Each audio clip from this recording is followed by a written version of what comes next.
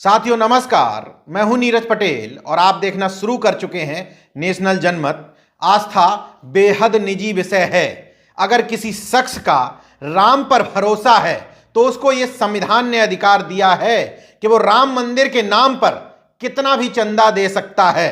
उसका मन करे तो अपनी जमीन जायदाद बेच दे, घर-बार बेच दे, अपने बच्चों को फुटपाथ पर ले आए। लेकिन अगर वो बेहद आस्थावान और धार्मिक शख्स है, जो करना हो उसको वो करे।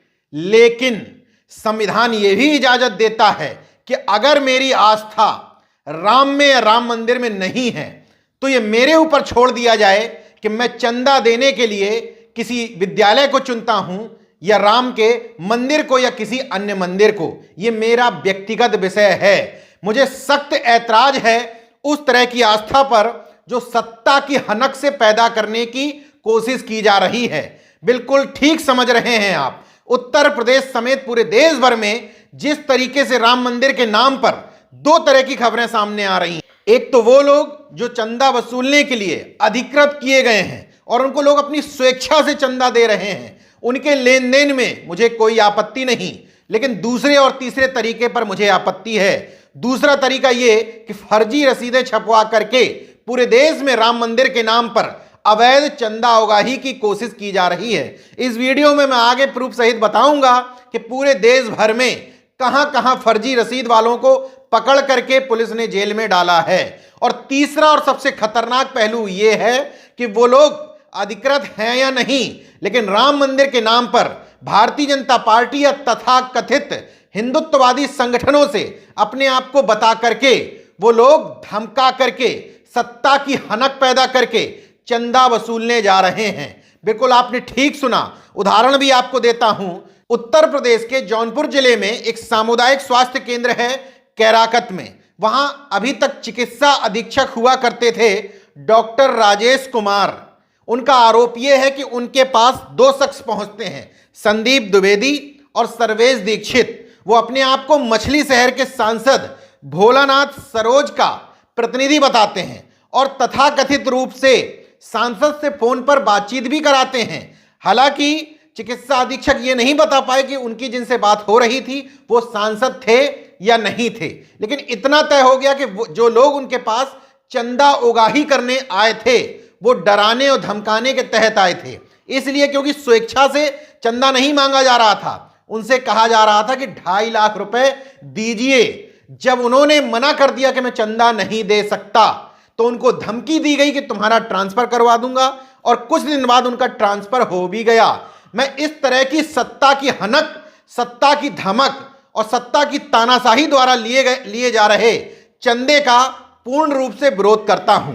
सुन लीजिए डॉक्टर राजेश कुमार ने अपने ट्रांसफर के बाद क्या कहा। राजेश कुमार है, यहाँ पर अधीक्षक पोस्ट पर थे पहले, अब तो ट्रांसफर हो गया।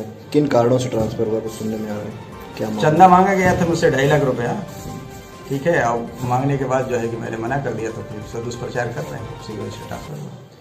किसके द्वारा चंदा मांगा गया था? संदीप द्विवेदी, सर्वेश दीक्षित और उसमें और दो लोग और थे। ये लोग कहाँ से आए हुए थे? कुछ अब कहाँ से आए थे? अब यहीं के रहने वाले हैं लोग। चंदा किस चीज़ का मांग रहे? वही राम मंदिर बन रहा है उसके लिए।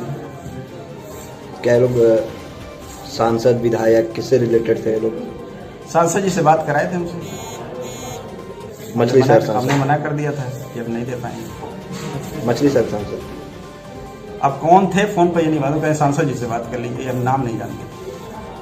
संदीप द्विवेदी किससे बात कराए थे वही जाने। संदीप द्विवेदी जी क्या है? वो विधायक वो सांसद प्रतिनिधि हैं। मतलब वही सांसद ना, मछली शहर सांसद। हाँ, किसके प्रतिनिधि हैं वो नहीं, वो खाली कहे कि अब सांसद जी से बात कर लीजिए। हमने कहा मैं सरकारी कर्मचारी मैं नहीं दूंगा, 2.5 लाख रुपया। आगे अन्य मामलों की बात करूं उससे पहले एक नजीर देख लीजिए किस तरीके से एक वीडियो सोशल मीडिया में वायरल हो रहा है जिसमें वो महिला पूछ रही है कि आप लोग किस संगठन से हैं, किसने आपको अधिकार दिया कि आप गली गली घूम करके डोर टू डोर जा करके इस तरीके से भीख मांगे, चंदा मांगे, लेकिन वो लोग भागते हुए नजर आए, महिला के सवालों का जवाब नहीं दिया। ये वीडियो भी देख लीजिए। थोड़ा ब्रीफिंग दीजिए, क्योंकि मुझे तो गलत लग रहा है। आप कहाँ से, कौन से संस्था से? आरएसएस है, लेकिन आप ये पब्लिकली घर घर जाके चंदा कैसे मांग रहे हो? आपको राम मंदिर के नाम पे ये चंदा वसूलने का क्या, कैसे, आपको किसने अथॉरिटी दी है? बोलिए सर, बोलिए। आप ये जो स्लिप निकाल के जा रहे हो, ये किस हिसाब से, आपको किसने अथॉरिटी दी है? नहीं, वो पर्चा मैंने पढ़ लिया, but you doesn't have an authority to collect the money from a common people. आपको खुद राम मंदिर का पता नहीं है कि टेंडर निकाल रही है गवर्नमेंट और एलएनटी को वो मिलेगा, उसके बावजूद आप ये घर घर जाके कैसे आप कर सकते हो? नहीं, अरे मैं पर्चा पढ़ चुकी हूँ सर। ये गलत काम कर रहे हो, इसका जवाब तो दो। आपके पास जवाब नहीं है तो पैसे कैसे आप ले रहे हो कॉमन पीपल से? कैसे ले रहे हो? कोई जवाब है आपके पास? Do you have any kind of a reply on that? जवाब देंगे सब। हाँ तो दो ना, अभी दो। आप कैसे ये कलेक्ट कर रहे हो? डी ब्लॉक में झिलमिल कॉलोनी में 4 लोग हैं जो आरएसएस के कह रहे हैं। कुछ नहीं होता। आप भी मचाओ। 4 लोग हैं जो वसूल कर रहे हैं जनता से राम मंदिर के नाम पे, and they doesn't have a reply on it. ये राम ही ट्रस्ट को ही जाने वाला है। वो नहीं, वो छोड़ो आप। आपके बस का नहीं है। नहीं, जो लोग दे रहे हैं अपनी मेरे बस की नहीं। आप कैसे अथॉरिटी से कर रहे हो? आप हाँ ज्यादा पढ़े लिखे इसलिए तो पूछ रहे हैं भाई साहब। आप लोगों को पता है नहीं, वसूल कर रहे हो आप।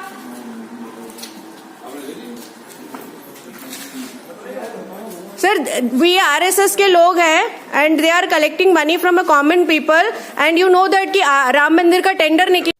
इस देश के हिंदुत्ववादियों की आस्थाएं इतनी नाजुक हैं कि जरा सी सही बात कहने पर ही वो आहत हो जाती हैं। तो कम से कम अपनी आस्थाओं को बचाए रखने के लिए इस तरह के कृत्य सामने ना आए, लोगों को डराया धमकाया ना जाए।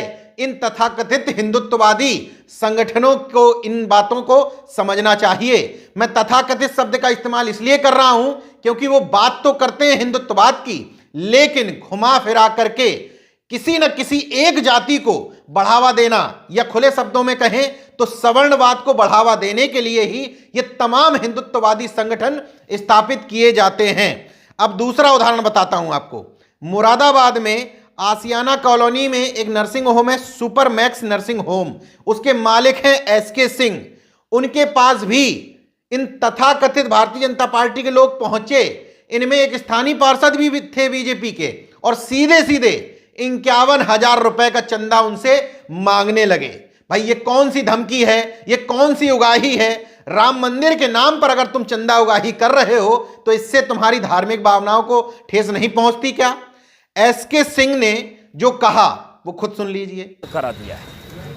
परिवार का जो है मामला है। खैर वीडियो तो पता नहीं, मरीज बहुत सारे थे, किसी ने बना के डाल दिया हो, लेकिन जो है कुछ लोग आए, उनमें एक क्षेत्रीय पार्षद भी थे यहाँ के, कि उन्होंने बताया कि क्षेत्रीय नाम तो मुझे नहीं पता, तो उन्होंने आके कि जो क्या नाम है भाई बहुत वायलेंस करना, कि मैं भाई यहाँ का क्षेत्रीय पार्षद हूँ, रहने नहीं दूंगा। तो इसी चीज़ में बवाल काटते रहे काफ़ी। फिर उसके बाद उनके बड़े पदाधिकारी और लोग आए, उन्होंने मामले को फिर वो करके उनको सॉरी वोरी बोल के और जो है मामला। देखते जाइएगा, खेल तो अभी शुरू हुआ है। मुरादाबाद में ही राष्ट्रीय बजरंग दल और हिंदू युवा शक्ति नाम के संगठन ने अवैध वसूली करने के लिए पर्चे छपवा लिए। राम मंदिर निधि समर्पण समिति के एक सदस्य हैं प्रभात गोयल। उनको आगे बढ़ते हुए 4 लोगों के खिलाफ एफआईआर दर्ज करवानी पड़ी और उनकी गिरफ्तारी करवानी पड़ी, क्योंकि राम मंदिर के नाम पर अवैध चंदा वसूली की जा रही थी। उसी तरीके से मुरादाबाद के ही मझौला थाना क्षेत्र में पंचायती राज मंत्री भूपेंद्र सिंह और उत्तर प्रदेश के यशस्वी व धार्मिक मुख्यमंत्री योगी आदित्यनाथ की तस्वीर लगा करके अवैध चंदा उगाही की जा रही थी। बीजेपी के जलाध्यक्ष राजपाल सिंह चौहान ने खुद थाने में शिकायत की और 3 लोगों की गिरफ्तारी करवाई। इसी तरीके से जौनपुर के लाइन बाजार थाने में एक प्रिंटिंग प्रेस के मालिक और 3 आरोपियों की गिरफ्तारी की गई। बगल में आप देख रहे हैं, आज तक पर यह खबर छपी भी थी उसकी वेबसाइट पर। अनिल मिश्रा, सुशील कुमार का नाम लिखा हुआ था जो रसीद दी गई थी। इसके आरोप में राहुल अस्थाना, राकेश अस्थाना और उस प्रिंटिंग प्रेस जिसमें वो रसीद छपवाई गई थी उसके मालिक को गिरफ्तार कर लिया गया। ये उत्तर प्रदेश के मामले हो गए। भोपाल में अशोक गार्डन थाना क्षेत्र में राम जन्मभूमि संकल्प सोसाइटी नाम से एक सोसाइटी का परिपत्र छपवाया गया, रसीद छपवाई गई। मनीष राजपूत नाम का एक शख्स घूम घूम करके उगाही कर रहा था। बाद में जब विश्व हिंदू परिषद या अन्य लोग पहुंचे तो उन्होंने कहा हमसे पहले ही कोई मैदान मार ले गया, कैसे संभव है। तो मनीष राजपूत की गिरफ्तारी हुई भोपाल से। खुद आप नेट पर सर्च करके देख लीजिए, केवल कीवर्ड डालिएगा राम मंदिर के नाम पर चंदा उगाही, पूरे देश भर में आपको इस तरीके के मामले सामने दिख जाएंगे।